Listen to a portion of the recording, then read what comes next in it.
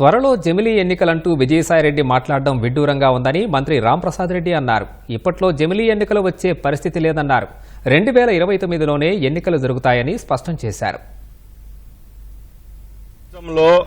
YCP ప్రభుత్వం గత 5 సంవత్సరాలు చేసిన ఆగడాలకు ఇప్పుడు కూటమికి అత్యధిక మెజార్టీతో పట్టం కట్టడం జరిగింది.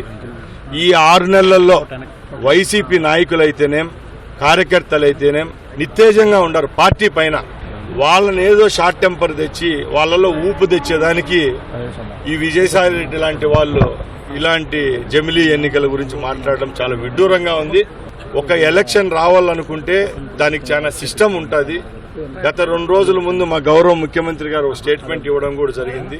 భారతదేశంలో లోక్సభ ఎలక్షన్లు అలాగే కొన్ని రాష్ట్రాలు ఆంధ్ర అనుకోండి ఇంకా 2-3 రాష్ట్రాలకు ఒకేసారి ఎలక్షన్ జరిగే సంస్కృతి ముందు నుంచి ఉంది. కాబట్టి ఇక్కడ జమిలీ ఎలక్షన్లు అయితే రావు. వచ్చేది 29లోనే. మేము 6 నెలల్లోనే ఏవైతే సంక్షేమ పథకాలు చెప్పామో అవి చేసి చూపిస్తున్నాం. ఇంకా చంద్రబాబు నాయుడు గారి నాయకత్వంలో ఈ 4.5 సంవత్సరంలో అభివృద్ధి కార్యక్రమాలు చాలా పెండింగ్ లో ఉన్నాయి. అవన్నీ జరిపిన తర్వాతే ఈ రాష్ట్రంలో ఎలక్షన్లు జరుగుతాయి.